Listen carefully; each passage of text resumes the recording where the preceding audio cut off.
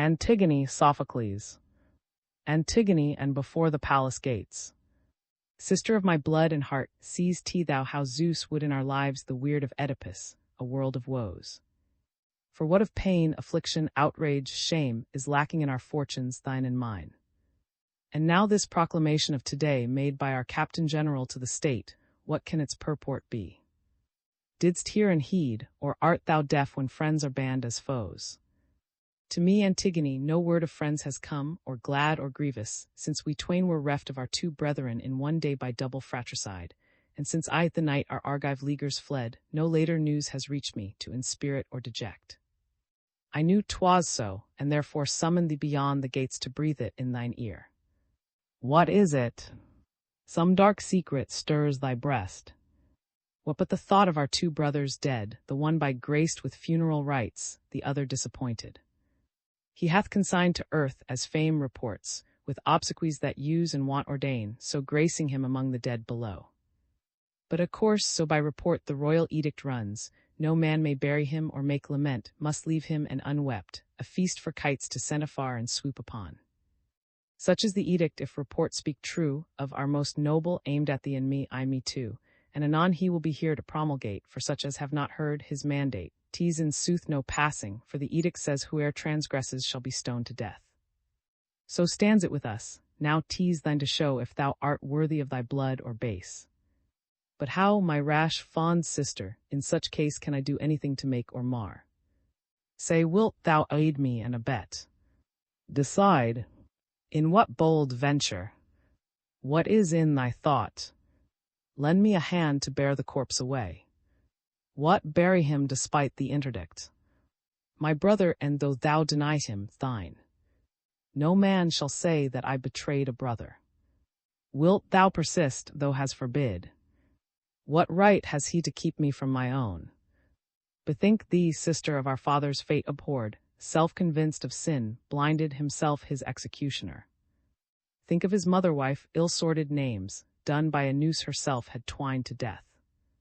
And last, our hapless brethren in one day both in a mutual destiny involved, self-slaughtered, both the slayer and the slain. Bethink thee, sister, we are left alone, shall we not perish of all? If in defiance of the law we cross a monarch's will weak women, think of that, not framed by nature to contend with men. Remember this too, that the stronger rules, we must obey his orders, these or worse. Therefore I plead compulsion and entreat the dead to pardon. I perforce obey the powers that be. 'Tis foolishness, I ween, to overstep in aught the golden mean. I urge no more, nay, wert thou willing still, I would not welcome such a fellowship. Go thine own way, myself will bury him. How sweet to die in such employ, to rest sister and brother linked in love's embrace, a sinless sinner, banned a while on earth, but by the dead commended, and with them I shall abide forever. As for thee, scorn, if thou wilt, the eternal laws of heaven. I scorn them not, but to defy the state or break her ordinance I have no skill. A specious pretext. I will go alone to lap my dearest brother in the grave. My poor, fond sister, how I fear for thee. Oh, waste no fears on me, look to thyself. At least let no man know of thine intent, but keep it close and secret, as will I tell it, sister. I shall hate thee more if thou proclaim it not to all the town. Thou hast a fiery soul for numbing work. I pleasure those whom I would liefest please. If thou succeed, but thou art doomed to fail. When strength shall fail me, yes, but not before. But if the venture's hopeless, why essay? Sister, forbear, or I shall hate thee soon, and the dead man will hate thee too, with cause. Say I am mad, and give my madness rein to wreck itself. The worst that can befall is but to die in death. Have thine own way then, 'tis a mad, yet to thy lovers thou art dear as ever. Exeunt. Strophe 1. Sunbeam of all that ever dawn upon our seven-gated Thebes, the ray, O eye of golden day, how fair thy light o'er's fountain shone, speeding upon their headlong homeward course, far quicker than they came, the Argive force, putting to flight the argent shields, the host with scutcheons white. Against our land the proud invader came to vindicate fell claim. Like to an eagle swooping low, on pinions white as new snow, with clanging scream, a horsetail plume his crest, the aspiring lord of Argos onward pressed. Antistrophe 1. Hovering around our city walls he waits, his spearmen raven at our 7 gates. But ere a torch our crown of towers could burn, ere they had tasted of our blood, they turn forced by the dragon, in their rear the din of Ares panic-struck they hear. For Zeus, who hates the braggarts, boast beheld that gold-bespangled host, as at the goal the paean they upraise, he struck them with his lightning blaze. Strophe 2. To earthy from earth rebounding, down he crashed, the firebrand from his impious hand was dashed, as like a Bacchic on he came, out-breathing hate and flame, and tottered. Elsewhere in the field here there, great Ares like a war-horse wheeled, beneath his car down thrust our bit the dust. 7 captains at our 7 gates thundered, for each a champion waits, each left behind his bright trophy for Zeus who turns the fight, save 2 alone, that ill-starred pair, one mother to one father bare, who lance in rest, one gainst the other drave, and both perished, brother slain by brother. Antistrophe 2. Now victory to Thebes returns again, and smiles upon her chariot-circled plain. Now let feast and festal shout memories of war blot out. Let us to the temples throng, dance, and sing the live night long. God of Thebes, lead thou the round, Bacchus, shaker of the ground. Let us end our revels here low. Our new lord draws near, crowned by this strange chance our king. What I marvel, pondering. Why this summons? Wherefore call us, his elders, one and all, bidding us with him debate on some grave concern of state. Elders, the gods have righted once again our storm-tossed ship of state, now safe in port. But you by special summons I convened as my most trusted first, because I knew you loyal to Laius of old again, when Oedipus restored our state, both while he ruled and when his rule was o'er, ye still were constant to the royal line. Now that his 2 sons perished in one day, brother by brother murderously slain, by right of kinship to the princes dead, I claim and hold the throne and sovereignty. Yet 'tis no easy matter to discern the temper of a man, his mind and will, till he be proved by exercise of power, and in my case, if one who reigns supreme swerve from the highest policy, tongue-tied by fear of consequence, that man I hold, and ever held, the basest of the base. And I contemn the man who sets his friend before his country. For myself I call to witness Zeus, whose eyes are everywhere. If I perceive some mischievous design to sap the state, I will not hold my tongue, nor would I reckon as my private friend a public foe, well knowing that the state is the good ship that holds our fortunes all. Farewell to friendship if she suffers wreck. Such is the policy by which I seek to serve the commons, and conformably I have proclaimed an edict as concerns the sons of Oedipus, who in his country's battle fought and fell, the foremost champion duly bury him, with all observances and ceremonies that are the guerdon of the heroic dead. But for the miscreant exile who returned minded in flames and ashes, to blot out his father's city and his father's gods, and glut his vengeance with his kinsmen's blood. Or drag them captive at his chariot wheels, for 'tis ordained that none shall give him burial or make mourn for him, but leave his corpse unburied, to be meat for dogs and carrion crows, a ghastly sight. So am I purposed, never by my will shall miscreants take precedence of true men, but all good patriots, alive or dead, shall be by me preferred, and son of, thus thou willst to deal with him who loathed, and him who loved our state. Thy word is law, thou canst dispose of us the living, as thou willst as of the dead. See then ye execute what I ordain. On younger shoulders lay this grievous charge. Fear not, I've posted guards to watch the corpse. What further duty wouldst thou lay on us? Not to connive at disobedience. No man is mad enough to court his death. The penalty is death, yet hope of gain hath lured men to their ruin oftentimes. My lord, I will not make to pant and puff as some light-footed messenger. In sooth my soul beneath its pack of thought made many a halt and turned again, for conscience plied her spur and curb by turns. Why hurry headlong to thy fate, poor fool? She whispered, and then again, if learn this from another, thou wilt rue it worse. Thus leisurely I hastened on my road, much thought extends a furlong to a league. But in the end the forward voice prevailed, to face thee. I will speak though I say nothing. For plucking courage from despair methought, let the worst hap thou canst but meet thy fate. What is thy news? Why this despondency? Let me premise a word about myself. I neither did the deed nor saw it done, nor were it just that I should come to harm. Thou art good at parry, and canst fence about some matter of grave import, as is plain. The bearer of dread tidings needs must quake. Then, sirrah, shoot thy bolt and get thee gone. Well, it must out, the corpse is buried. Someone he now besprinkled it with thirsty dust, performed the proper ritual, and was gone. What sayest thou? Who hath dared to do this thing? I cannot tell, for there was ne'er a trace of pick or mattock, hard unbroken ground, without a scratch or rut of chariot wheels, no sign that human hands had been at work. When the first sentry of the morning watch gave the alarm, we all were terror-stricken.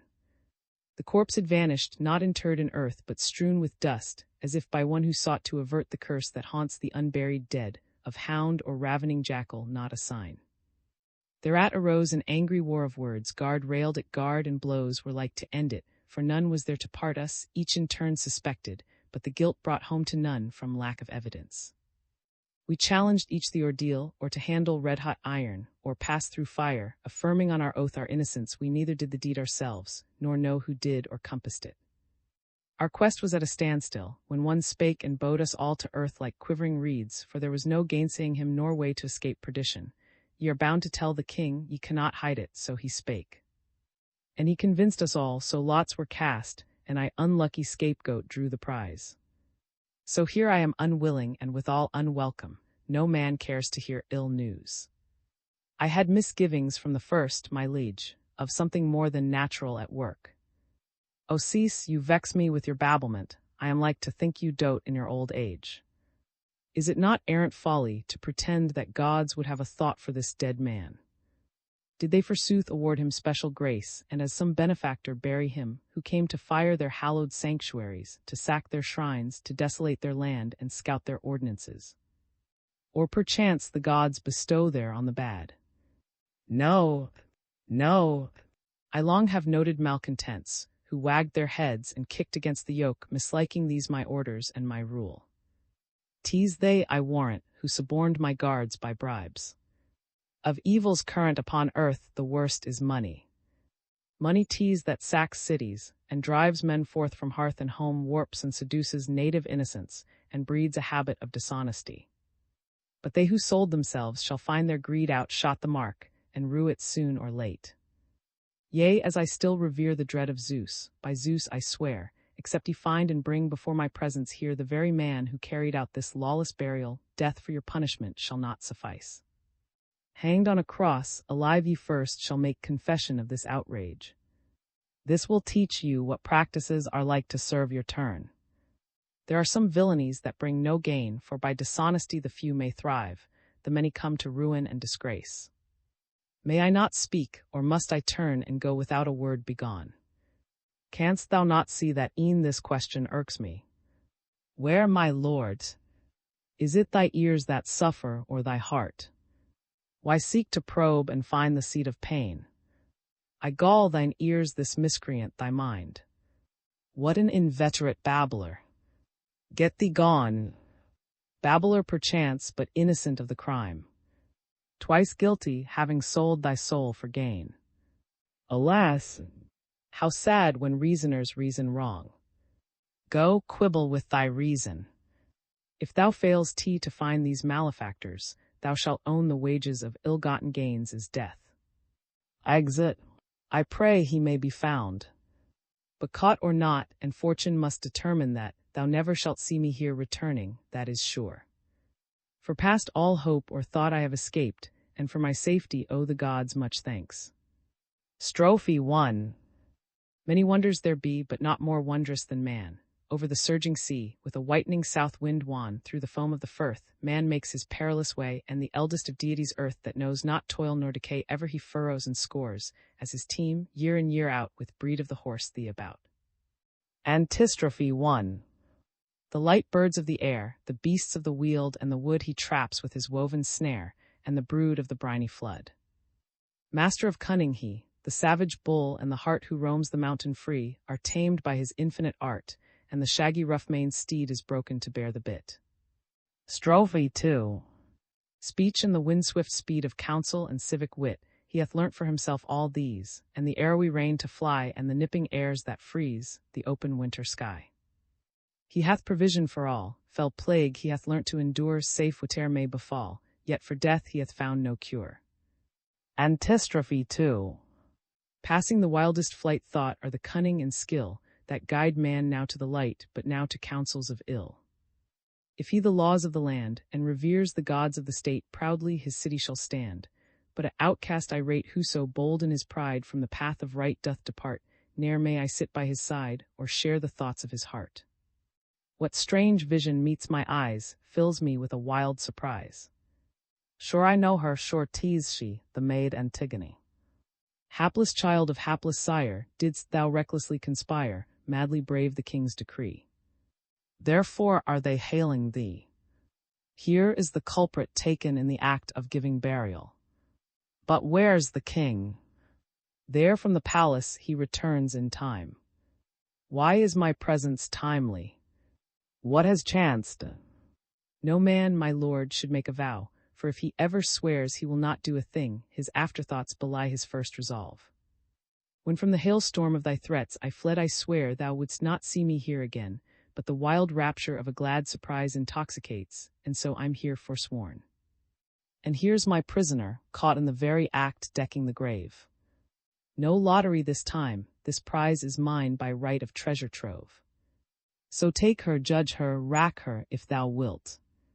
She's thine, my liege, but I may rightly claim hence to depart well quit of all these ills. Say, how didst thou arrest the maid, and where? Burying the man's. There's nothing more to tell. Hast thou thy wits? Or know'st thou what thou say'st? I saw this woman burying the corpse against thy orders. Is that clear and plain? But how was she surprised and caught in the act? It happened thus. No sooner had we come, driven from thy presence by those awful threats, than straight we swept away all trace of dust, and bared the clammy body. Then we sat high on the ridge to windward of the stench, while each man kept he fellow alert, and rated roundly the sluggard if he chanced to nap. So all night long we watched, until the sun stood high in heaven, and his blazing beams smote us. A sudden whirlwind then upraised a cloud of dust that blotted out the sky, and swept the plain, and stripped the woodlands bare, and shook the firmament. We closed our eyes and waited till the heaven-sent plague should pass. At last it ceased, and lo, there stood this maid. A piercing cry she uttered, sad and shrill, as when the mother bird beholds her nest robbed of its nestlings. Even so the maid wailed as she saw the body stripped and bare, and cursed the ruffians who had done this deed. Anon she gathered handfuls of dry dust, then, holding high a well-wrought brazen urn, thrice on the dead she poured a lustral stream. We at the sight swooped down on her and seized our quarry. Undismayed she stood, and when we taxed her with the former crime and this, she disowned nothing. I was glad and grieved, for 'tis most sweet to scape oneself scot-free, and yet to bring disaster to a friend is grievous. Take it all in all, I deem a man's first duty is to serve himself. Speak, girl, with head bent low and downcast eyes, does thou plead guilty or deny the deed? Guilty. I did it, I deny it not. To guard. Sirrah, begone whither thou wilt, and thank thy luck that thou hast scaped a heavy charge. Now answer this plain question, yes or no, wast thou acquainted with the interdict? I knew, all knew, how should I fail to know? And yet wert bold enough to break the law. Yea, for these laws were not ordained of Zeus, and she who sits enthroned with gods below justice, enacted not these human laws. Nor did I deem that thou, a mortal man, couldst by a breath annul, and override the immutable unwritten laws of heaven. They were not born today nor yesterday, they die not, and none knoweth whence they sprang. I was not like, who feared no mortal's frown to disobey these laws, and so provoke the wrath of heaven. I knew that I must die, e'en hadst thou not proclaimed it, and if death is thereby hastened, I shall count it gain. For death is gain to him whose life, like mine, is full of misery. Thus my lot appears not sad but blissful, for had I endured to leave my mother's son unburied there, I should have grieved with reason, but not now. And if in this thou me a fool, methinks the judge of follies not acquit. A stubborn daughter of a stubborn sire, this ill-starred maiden kicks against the pricks. Well, let her know the stubbornest of wills are soonest bended, as the hardest iron ore heated in the fire to brittleness, flies soonest into fragments, shivered through. A snaffle curbs the fieriest steed, and he who in subjection lives must needs be meek. But this proud girl in insolence well-schooled first overstepped the established law, and then a second and worse act of insolence, she boasts and glories in her wickedness. Now if she thus can flout authority unpunished, I am woman, she the man. But though she be my sister's child or nearer of kin than all who worship at my hearth, nor she nor yet her sister shall escape the utmost penalty, for both I hold, as arch-conspirators of equal guilt. Bring forth the older, even now I saw her within the palace, frenzied and distraught. The workings of the mind discover oft dark deeds in darkness schemed, before the act. More hateful still the miscreant who seeks when caught, to make a virtue of a crime. Wouldst thou do more than slay thy prisoner? Not I, thy life is mine, and that's enough. Why dally then? To me no word of thine is pleasant, God forbid it e'er should please, nor am I more acceptable to thee. And yet how otherwise had I achieved a name so glorious as by burying a brother? So my townsmen all would say, were they not gagged by terror. Manifold a king's prerogatives, and not the least that all his acts and all his words are law. Of all these Thebans none so deems but thou. These think as I, but bate their breath to thee. Hast thou no shame to differ from all these? To reverence kith and kin can bring no shame. Was his dead not thy kinsman too? One mother bare them and the self-same sire. Why cast a slur on one by honoring one? The dead man will not bear thee out in this. Surely if good and evil fare alike. The slain man was no villain but a brother. The patriot perished by the outlaw's brand. The realms below these rights require. Not that the base should fare as do the brave. Who knows if this world's crimes are virtues there? Not even death can make a foe a friend. My nature is for mutual love, not hate. Die then and love the dead if thou must. No woman shall be the master while I live. Lo, from out the palace gate, weeping o'er her sister's fate comes. See her brow once serene, beclouded now, see her beauteous face with a flush of angry red.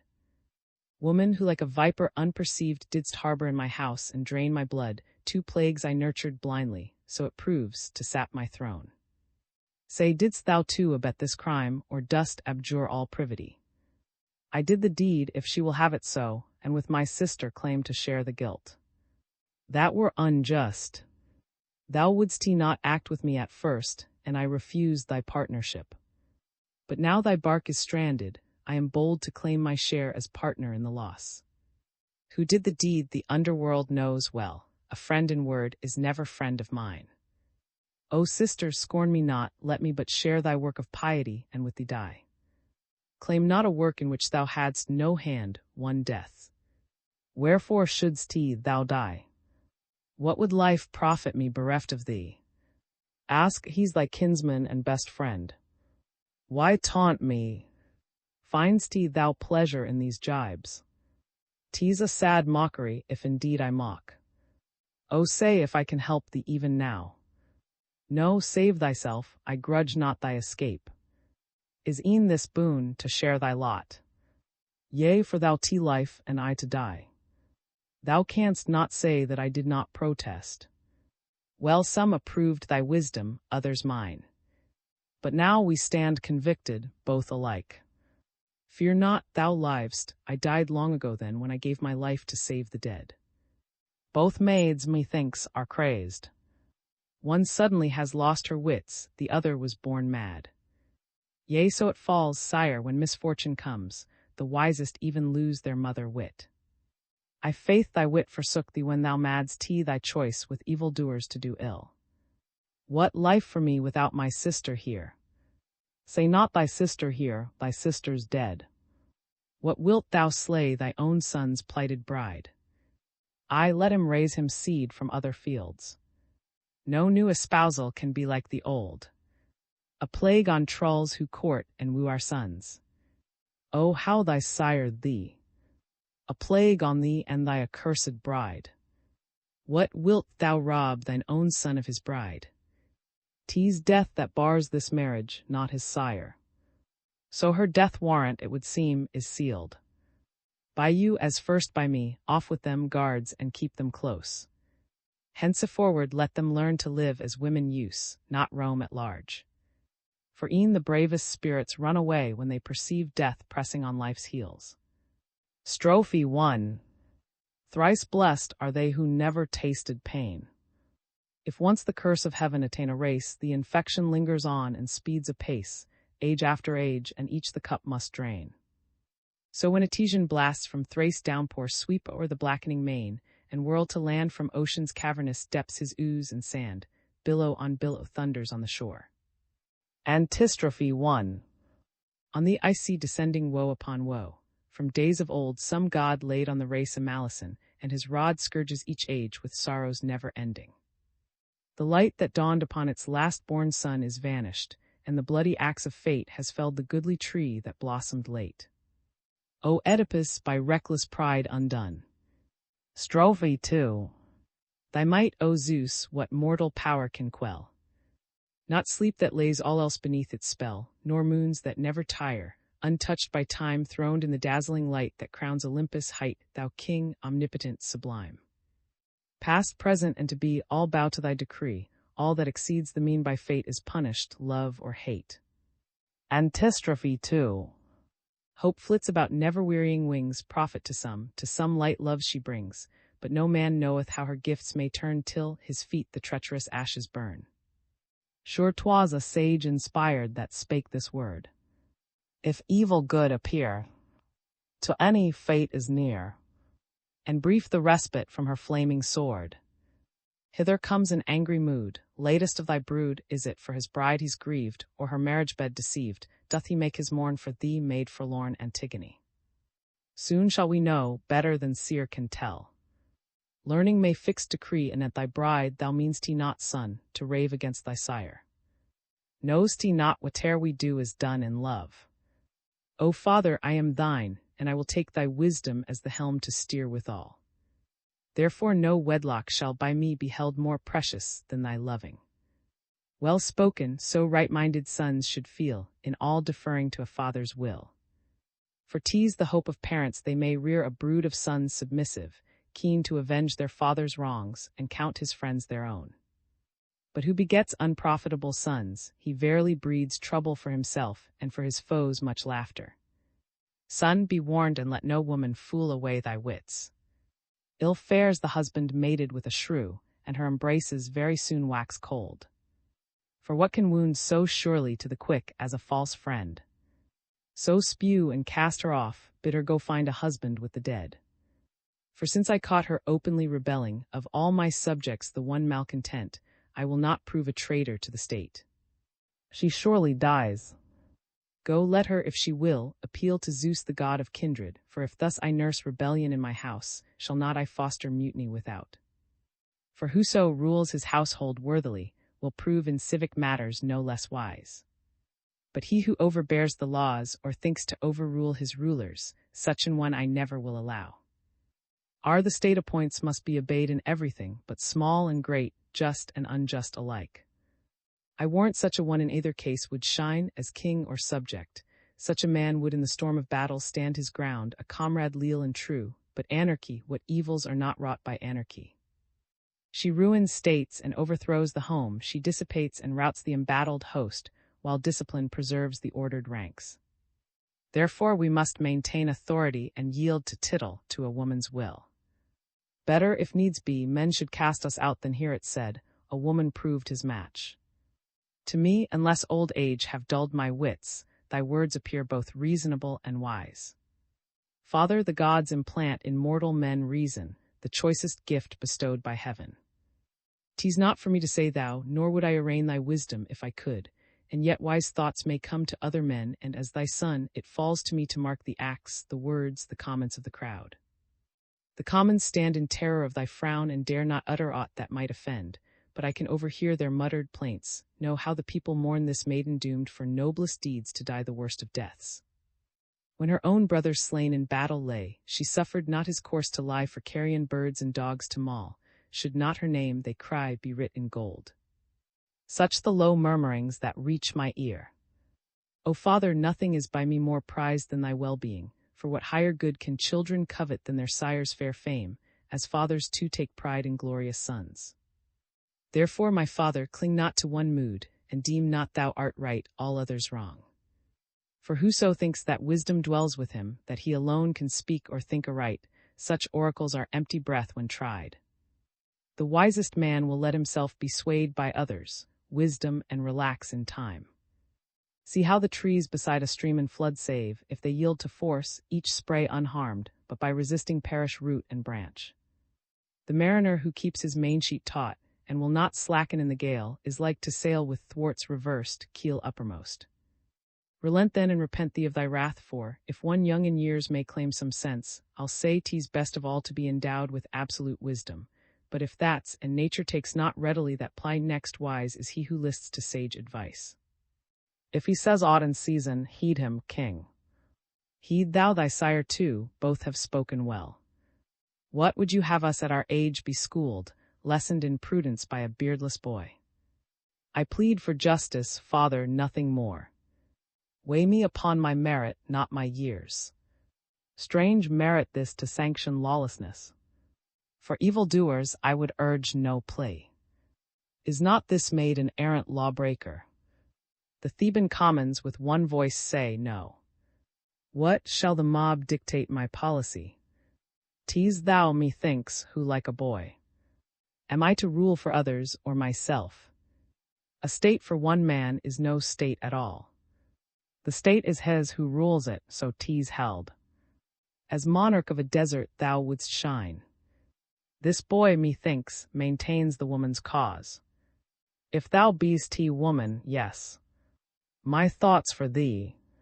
O reprobate, wouldst wrangle with thy sire?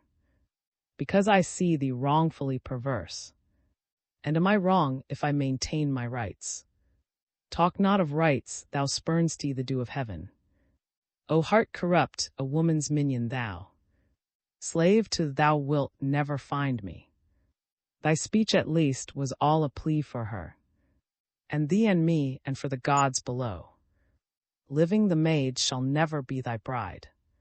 So she shall die, but one will die with her. Hast come to such a pass as threaten me. What threat is this, vain counsels to reprove? Vain fool, to instruct thy betters, thou shalt rue it. Were't not my father, I had said thou erst. Play not the spaniel, thou a woman's slave. When thou dost speak, must no man make reply. This passes bounds. By heaven, thou shalt not rate and jeer, and flout me with impunity. Off with the hateful thing, that she may die at once, beside her bridegroom in his sight. Think not that in my sight the maid shall die, or by my side, never shalt thou again behold my face hereafter. Go, consort with friends who like a madman for their mate. Exit. Thy son has gone, my liege, in angry haste. Fell is the wrath of youth beneath a smart. Let him go vent his fury like a fiend. These sisters twain he shall not save from death. Surely thou meanest not to slay them both. I stand corrected, only her who touched the body. And what death is she to die? She shall be taken to some desert place by man untrod, and in a rock-hewn cave, with food no more than to avoid the taint that homicide might bring on all the state, buried alive. There let her call in aid the king of death, the one God she reveres, or learn too late a lesson learned at last, 'tis lost to reverence the dead. Strophe. Love resistless in fight, all yield at a glance of thine eye. Love, who pillowed all night on a maiden's cheek dost lie, over the upland folds thou roam'st and the trackless sea. Love the gods captive holds. Shall mortals not yield to thee? Antistrophe. Mad are thy subjects all, and even the wisest heart straight to folly will fall at a touch of thy poisoned dart. Thou didst kindle the strife, this feud of kinsman with kin, by the eyes of a winsome wife and the yearning her heart to win. For as her consort still, enthroned with justice above, thou man to thy will, O all invincible love. Lo, I myself am borne aside from justice, as I view this bride. O sight an eye in tears to drown Antigone, so young, so fair, thus hurried down death's bower with the dead to share. Strophe 1. Friends, my last farewell I make, my journey's done. One last fond, lingering, longing look I take at the bright sun. For death, who puts to sleep both young and old, hails my young life, and beckons me to Acheron's dark fold, an unwed wife. No youths have sung the marriage song for me, my bridal bed no maids have strewn with flowers from the lay, 'tis death I wed. But bethink thee, thou art sped, great and glorious, to the dead. Thou the sword's edge hast not tasted, no disease thy frame hath wasted. Freely thou alone shalt go living to the dead below. Antistrophe 1. Nay, but the piteous tale I've heard men tell of Tantalus' doomed child chained upon high rocky fell, that clung like ivy wild, drenched by the pelting rain and whirling snow, left there to pine, while on her frozen breast the tears I flow, her fate is mine. She was sprung of gods, divine, mortals we of mortal line. Like renown with gods to gain recompenses all thy pain. Take this solace to thy tomb, hers in life and death thy doom. Strophe 2. Alack, alack, ye mock me. Is it meet thus to insult me living to my face? Cease by our country's altars I entreat, ye lordly rulers of a lordly race. O fount of wood-embowered plain, where Theban chariots to victory speed, mark ye the cruel laws that now have wrought my bane, the friends who show no pity in my need. Was ever fate like mine? O monstrous doom, within a rock-built prison to fade and wither in a living tomb, and alien midst the living and the dead. Strophe 3. In thy boldness over rash madly thou thy foot didst dash, gainst high justice altar stair. Thou a father's guilt dost bear. Antistrophe 2. At this thou my most poignant pain, my ill-starred father's piteous disgrace, the taint of blood, the hereditary stain that clings to all of famed race. Woe worth the monstrous marriage bed, where lay a mother with the son her womb had borne, therein I was conceived, woe worth the day fruit of incestuous sheets, a maid forlorn, and now I pass, and unwed, to meet them as an alien there below, and thee, O brother, in marriage ill bestead, 'twas thy dead hand that dealt me this death blow. Religion has her claims, 'tis true, let rights be paid when rights are due. Yet is it ill to disobey the powers who hold by might the sway. Thou hast withstood authority, a self-willed rebel thou must die. Unwept, unwed, unfriended, hence I go, no longer may I see the day's bright eye, not one friend left to share my bitter woe, and o'er my ashes heave one passing sigh. If wail and lamentation aught availed to stave off death, I trow they'd never end. Away with her, and having walled her up in a rock-vaulted tomb, as I ordained, leave her alone at liberty to die, or, if she choose to live in solitude, the tomb her dwelling. We in either case are guiltless as concerns this maiden's blood. Only on earth no lodging shall she find. O grave, O bridal bower, O prison house hewn from the rock, my everlasting home, whither I go to join the mighty host of kinsfolk, as guests long dead, the last of all more miserable, I pass, my destined span of years cut short. And yet good hope is mine that I shall find a welcome from my sire, a welcome too from thee, my mother, and my brother dear, from with these hands I laved and decked your limbs in death, and poured libations on your grave. And last unto thee I paid due rites, and this my recompense. Yet am I justified in wisdom's eyes. For even had it been some child of mine, or husband mouldering in death's decay, I had not wrought this deed despite the state. What is the law I call in aid? 'Tis thus I argue. Had it been a husband dead, I might have wed another, and have borne another child to take the dead child's place. But now my sire and mother both are dead, no second brother can be born for me. Thus by the law of conscience I was led to thee, dear brother, and was judged by guilty of a heinous crime. And now he drags me like a criminal, a bride unwed, immersed of marriage song and marriage bed and joys of motherhood, by friends deserted to a living grave. What ordinance of heaven have I transgressed? Hereafter can I look to any god for, call on any man for help? Alas, my piety is impious deemed. Well, if such justice is approved of heaven, I shall be taught by suffering my sin, but if the sin is theirs, oh may they suffer no worse ills than the wrongs they do to me. The same ungovernable will drives like a gale the maiden still. Therefore my guards who let her stay shall smart full sore for their delay. Ah, woe is me! This word I hear brings death most near. I have no comforts. What he saith portends no other thing than death. My fatherland, city of Thebes divine, ye gods of Thebes whence sprang my line, look, puissant lords of Thebes, on me, the last of all your royal house ye see. Martyred by men of sin, undone. Such meed my piety hath won. Exit Antigone. Strophe 1. Like to thee that maiden bright, in her brass-bound tower, once exchanged the glad sunlight for a cell, her bridal bower. And yet she sprang of royal line, my child, like thine, and nursed the seed by her conceived of Zeus descending in a golden shower. Strange are the ways of fate, her power nor wealth, nor arms withstand, nor tower, nor brass-browed ships, that breast the sea from fate can flee. Antistrophe 1. Thus Dryas' child, the rash king, for words of high disdain did Bacchus to a rocky dungeon bring, to cool the madness of a fevered brain. His frenzy past, he learned at last, 'twas madness jibes against a god to fling. For once he fain had quenched the Maenad's fire, and of the tuneful nine provoked the ire. Strophe 2.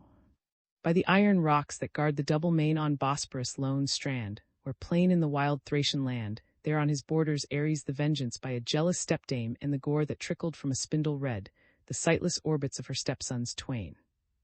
Antistrophe 2. Wasting away they mourned their piteous doom, the blasted issue of their mother's womb. But she her lineage could trace to great race daughter of, in her sire's vast caves reared, where the tempest raves, swift as his horses o'er the hills she sped, a child of gods, yet she my child like thee, by destiny that knows not death nor age she too was. Princes of Thebes, two wayfarers as one, having betwixt us eyes for one, we are here. The blind man cannot move without a guide. Why tidings old? I will tell thee, and when thou must heed the seer. Thus far I ne'er have disobeyed thy rede. So hast thou steered the ship of state aright. I know it, and I gladly own my debts. Bethink thee that thou once again the razor edge of peril. What is this? Thy words inspire a dread presentiment. The divination of my arts shall tell. Sitting upon my throne of augury, as is my wont, where every fowl of heaven find, upon mine ears was borne a jargon strange of twitterings, hoots, and screams. So knew I that each bird at the other tear with bloody talons, for the of wings could signify naught else.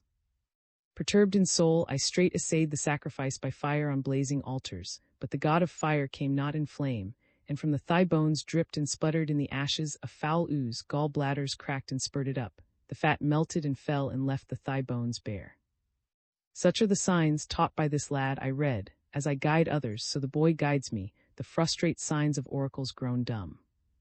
O king, thy willful temper ails the state, for all our shrines and altars are profaned by what has filled the maw of dogs and crows, the flesh of Oedipus' unburied son. Therefore the angry gods abominate our litanies and our burnt offerings, therefore no birds trill out a happy note, gorged with the carnival of human gore. O ponder this, my son. To err is common to all men, but the man who having erred hugs not his errors, but repents and seeks the cure, is not a wastrel nor unwise. No fool, the saw goes, like the obstinate fool. Let death disarm thy vengeance. O forbear to vex the dead. What glory wilt thou win by slaying twice the slain? I mean thee well, counsel's most welcome if I promise gain. Old man, ye all let fly at me your shafts like anchors at a target, yea, ye set your soothsayer on me. Peddlers are ye all, and I the merchandise ye buy and sell. Go to and make your profit where ye will, silver of Sardis change for gold of Ind, ye will not purchase this man's burial, not though the ministers of Zeus should bear him in their talons to his throne.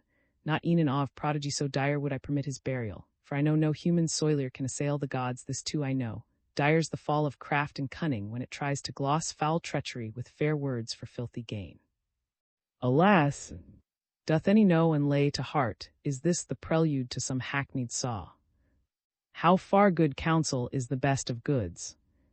True as unwisdom is the worst of ills. Thou art infected with that ill thyself. I will not bandy insults with thee, seer. And yet thou say'st my prophesies are frauds. Prophets are all a money-getting tribe, and kings are all a lucre-loving race. Dost know at whom thou, me thy lord, Lord of the state, and thanks to me.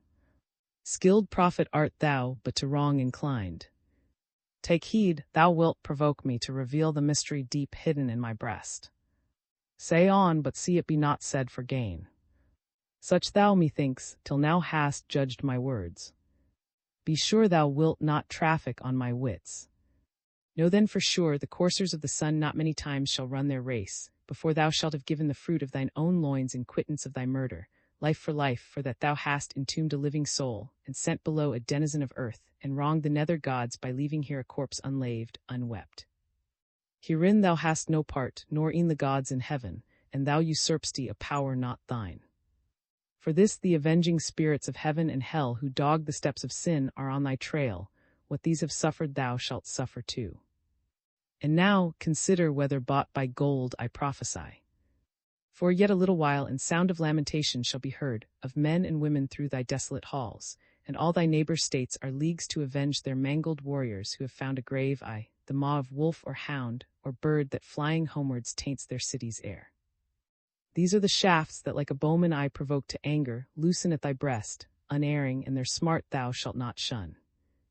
Boy, lead me home, that he may vent his spleen on younger men, and learn to curb his tongue with gentler manners than his present mood. Exit.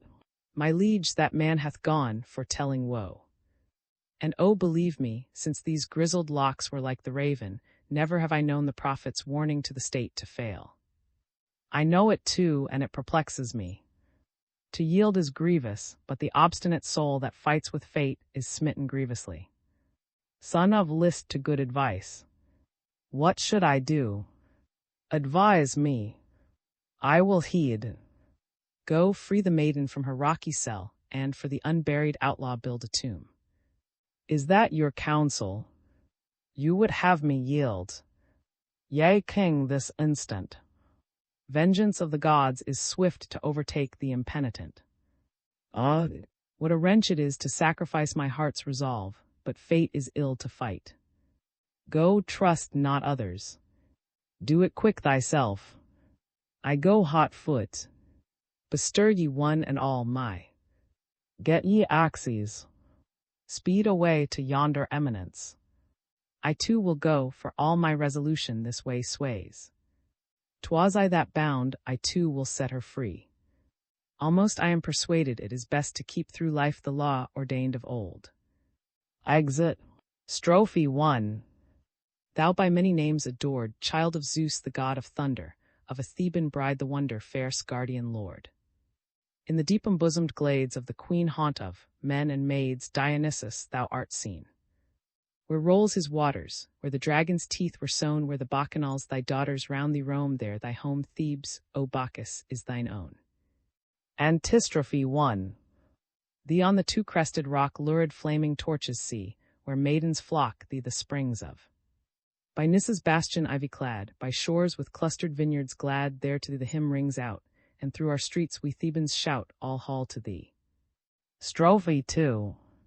O, as thou this city best of all to thee, and to thy mother leaven-stricken, in our dire need we call, thou seest with what a plague our townsfolk sicken. Thy ready help we crave, whether Parnassian heights descending, or o'er the roaring straits thy swift was wending, save us, O save. Antistrophe 2. Of all the orbs that breathe forth light, authentic son of Zeus, immortal king, leader of all the voices of the night, come, and thy train of with thee bring thy maddened rout who dance before thee all night long, and shout, thy handmaids we. Attend all ye who dwell beside the halls of Cadmus, and no man's life as of one tenor would I praise or blame, for fortune with a constant ebb and rise casts down and raises high and low alike, and none can read a mortal's horoscope. Take he, methought, if any man was enviable. He had saved this land of Cadmus from our enemies, and attained a monarch's powers and ruled the state supreme, while a right noble issue crowned his bliss. Now all is gone and wasted, for a life without life's joys I count a living death. You'll tell me he has ample store of wealth, the pomp and circumstance of kings, But if these give no pleasure, all the rest I count the shadow of a shade, nor would I weigh his wealth and power gainst a dram of joy. What fresh woes bring'st thou to the royal house? Both dead and they who live deserve to die. Who is the slayer, who the victim? Speak. His blood shed by no stranger hand. What mine ye? By his father's or his own? His own, in anger for his father's crime. O prophet, what thou comes to pass? So stands the case, now 'tis for you to act. Lo! From the palace gates I see approaching's unhappy wife, Eurydice. Comes she by chance or learning her son's fate? Ye men of Thebes, I overheard your talk. As I passed out to offer up my prayer to Pallas, and was drawing back the bar to open wide the door, upon my ears there broke a wail that told of household woe. Stricken with terror in my handmaid's arms I fell and fainted. But repeat your tale to one not unacquaint with misery. Dear mistress, I was there and will relate the perfect truth, omitting not one word. Why should we gloze and flatter, to be proved liars hereafter? Truth is ever best. Well in attendance on my liege, your lord, I crossed the plain to its utmost margin, where the course of Non and Mauld was lying yet. We offered first a prayer to Pluto and the goddess of crossways with contrite hearts, to deprecate their ire. Then laved with lustral waves the mangled corse, laid it on fresh-lopped branches, lit a pyre, and to his memory piled a mighty mound of Mother Earth. Then to the caverned rock, the bridal chamber of the maid in death, we sped, about to enter. But a guard heard from that godless shrine a far shrill wail, and ran back to our lord to tell the news. But as he nearer drew a hollow sound of lamentation, to the king was borne. He groaned and uttered then this bitter plaint, Am I a prophet? Miserable me!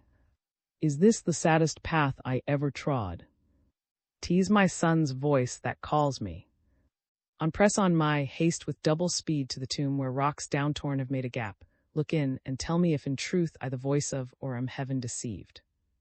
So at the bidding of our distraught lord we looked, and in the craven's vaulted gloom I saw the maiden lying strangled there, a noose of linen twined about her neck, and hard beside her, clasping her cold form, her lover lay bewailing his dead bride death-wedded and his father's cruelty. When the king saw him, with a terrible groan he moved towards him, crying, O my son, what hast thou done? What ailed thee? What mischance has reft thee of thy reason? O come forth, my son, thy father supplicates. But the son glared at him with tiger eyes, spat in his face, and then without a word drew his two-hilted sword and smote, but missed his father flying backwards. Then the boy, wroth with himself, poor wretch, incontinent fell on his sword and drove it through his side home, but yet breathing clasped in his lax arms the maid, her pallid cheek incarnadined with his expiring gasps. So there they lay, two corpses, one in death. His marriage rites are consummated in the halls of death, a witness that of ills would tear befall mortals, unwisdom is the worst of all. Exit Eurydice. What thou of this? The queen has gone without a word importing good or ill. I marvel too, but entertain good hope. 'Tis that she shrinks in public to lament her son's sad ending, and in privacy would with her maidens mourn a private loss. Trust me, she is discreet, and will not err. I know not, but strained silence, so I deem, is no less ominous than excessive grief. Well, let us to the house and solve our doubts, whether the tumult of her heart conceals some fell design. It may be thou art right, unnatural silence signifies no good. Lo! The king himself appears. Evidence he with him bears, gainst himself, ah me. I quake gainst a king such charge to make, but all must own, the guilt is his and his alone. Strophe 1. Woe for sin of minds perverse, deadly fraught with mortal curse. Behold us slain and slayers, all akin. Woe for my counsel dire, conceived in sin.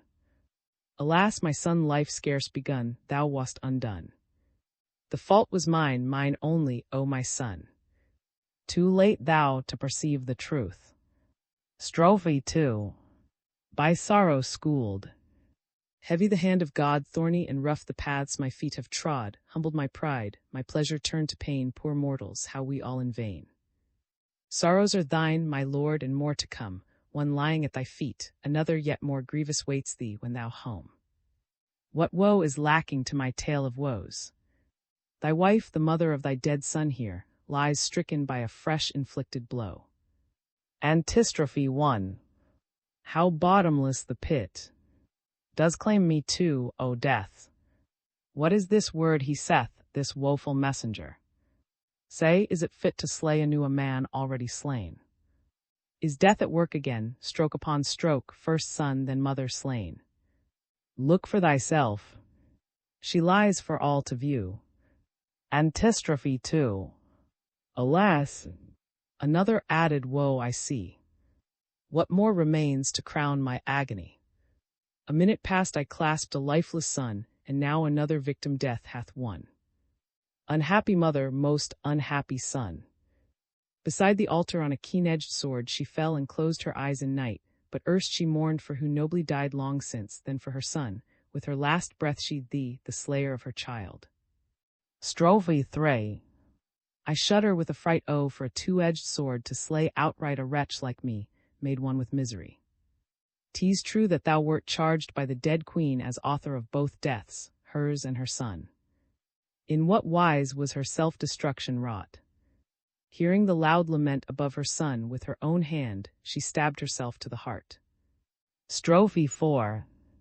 I am the guilty cause. I did the deed, thy murderer. Yea, I guilty plead.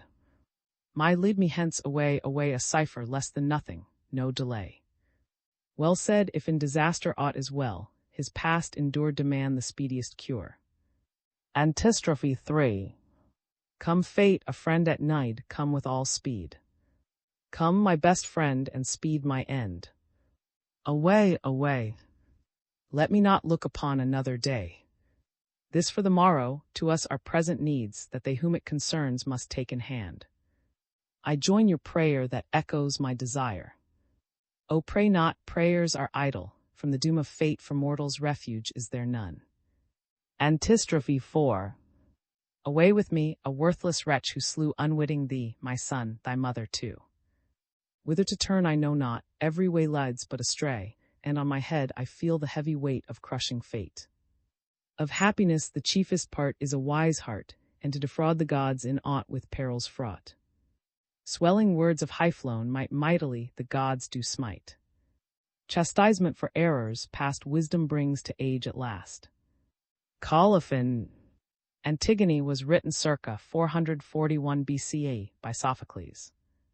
It was translated from ancient Greek in 1912 by Francis. This was produced for Standard by Emma, and is based on a transcription produced in 2006 by an anonymous volunteer, David, and distributed proofreaders for Project, and on digital scans from the Internet Archive. The cover page is adapted from The Spirit of the Summit, a painting completed in 1894 by Frederick. The cover and title pages feature the League Spartan and Sorts Mill typefaces created in 2014 and 2009 by the Leg of Type.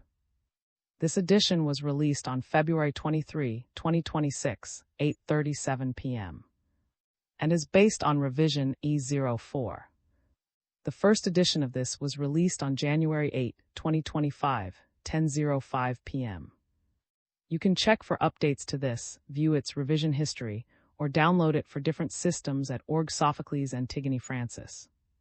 The volunteer-driven Standard project relies on readers like you to submit typos, corrections, and other improvements.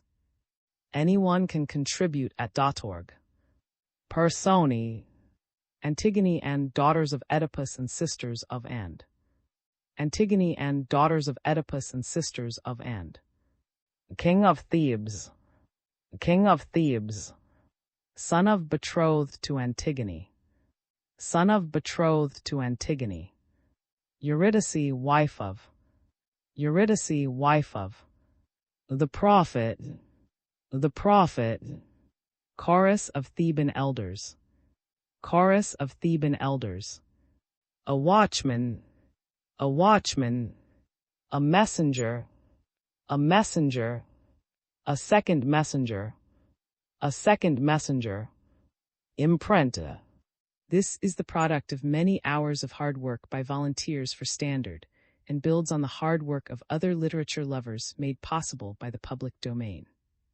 This particular is based on a transcription from Project and on digital scans from the Internet Archive. The source text and artwork in this are believed to be in the United States public domain. That is, they are believed to be free of copyright restrictions in the United States. They may still be copyrighted in other countries, so users located outside of the United States must check their local laws before using this. The creators of and contributors to this dedicate their contributions to the worldwide public domain via the terms in the CC01 Universal Public Domain Dedication. For full license information, see the at the end of this. Standard is a volunteer-driven project that produces editions of public domain literature using modern typography, technology, and editorial standards, and distributes them free of cost. You can download this and other carefully produced for true book lovers at .org. Argument. Antigone, daughter of Oedipus, the late king of Thebes, in defiance of who rules in his stead, resolves to bury her brother, slain in his attack on Thebes. She is caught in the act by his watchmen and brought before the king. She justifies her action, asserting that she was bound to obey the eternal laws of right and wrong in spite of any human ordinance. Unrelenting, condemns her to be immured in a rock-hewn chamber. His son, to whom Antigone is betrothed, pleads in vain for her life and threatens to die with her. Warned by the seer, repents him and hurries to release Antigone from her rocky prison. But he is too late. He finds lying side by side Antigone, who had hanged herself and who also has perished by his own hand. Returning to the palace, he sees within the dead body of his queen, who on learning of her son's death has stabbed herself to the heart. Antigone, by Sophocles. Translated by Francis. May you do good and not evil. May you find forgiveness for yourself and forgive others. May you share freely, never taking more than you give. Copyright pages exist to tell you that you can't do something. Unlike them, this page exists to tell you that the writing and artwork in this are believed to be in the United States public domain. That is, they are believed to be free of copyright restrictions in the United States. The United States public domain represents our collective cultural heritage, and items in it are free for anyone in the United States to do almost anything at all with, without having to get permission. Copyright laws are different all over the world, and the source text or artwork in this may still be copyrighted in other countries. If you're not located in the United States, you must check your local laws before using this. Standard makes no representations regarding the copyright status of the source text or artwork in this in any country other than the United States. Non-authorship activities performed on items that are in the public domain's so-called sweat of the brow work don't create a new copyright. That means that nobody can claim a new copyright on an item that is in the public domain for, among other things, work like digitization, markup, or typography. Regardless, the contributors to this release their contributions under the terms in the CC01 Universal Public Domain Dedication, thus dedicating to the worldwide public domain all of the work they've done on this, including but not limited to metadata, the imprint, colophon, this, and any changes or enhancements to, or markup on the original text and artwork. This dedication doesn't change the copyright status of the source text or artwork. We make this dedication in the interest of enriching our global cultural heritage, to promote free and culture around the world, and to give back to the unrestricted culture that has given all of us so much. Table of Contents. Imprenta. Argument. Personi. Have. Antigone. Antigone. Colophon. Landmarks. Antigone.